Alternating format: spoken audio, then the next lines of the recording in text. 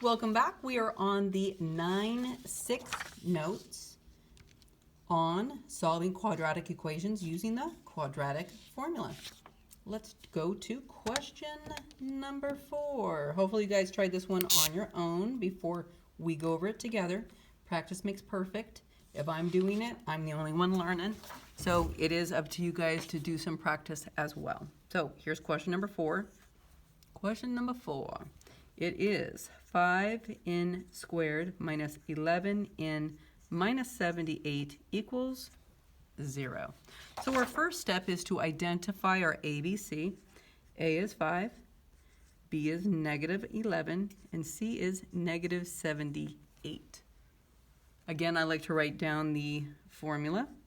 There was a negative boy, was uncertain about going to a radical party, don't want to be a square, miss the 4 awesome cuties, party gets over at 2 a.m.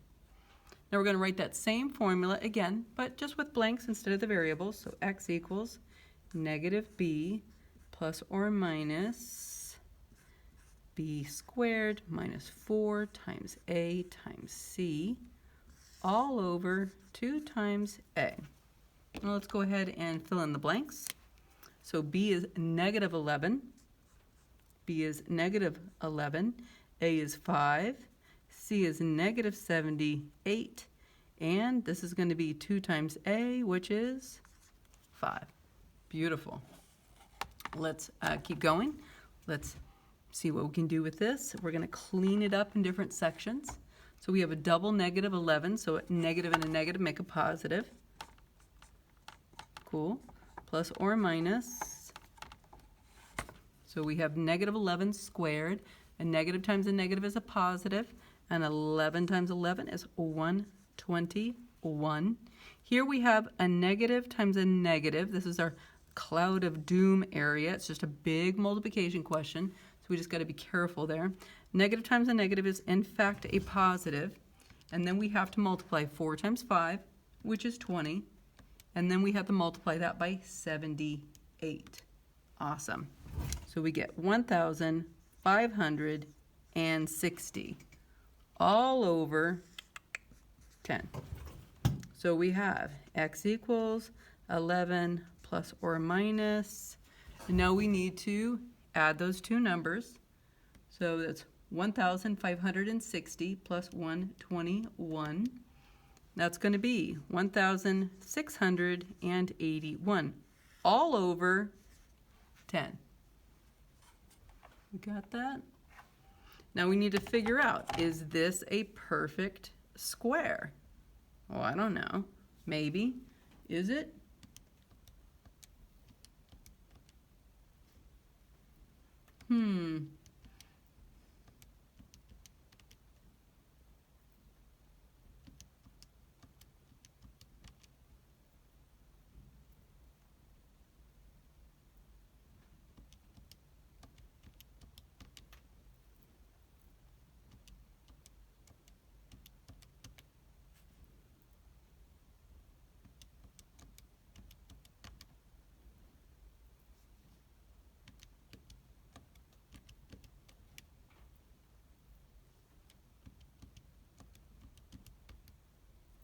And it is. It's 41.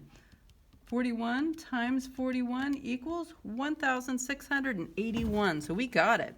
So let's keep going.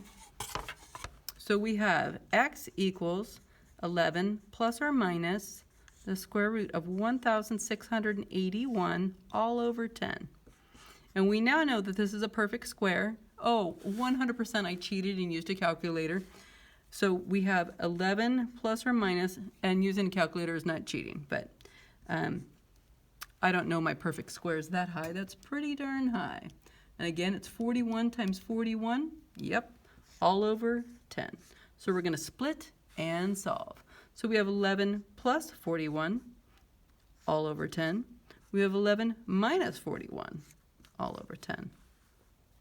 So let's see what we have right here. We have 52 divided by 10.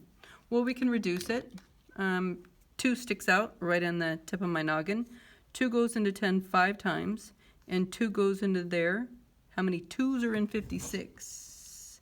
How many 2's are in 56? If you said 26, I concur. And you can leave that as your final answer, 26 over 5. If you would like to turn that into a mixed number, you're welcome to. Remember, we do that like this. 5 goes into there 5 times. That's 25 with a 1 left over.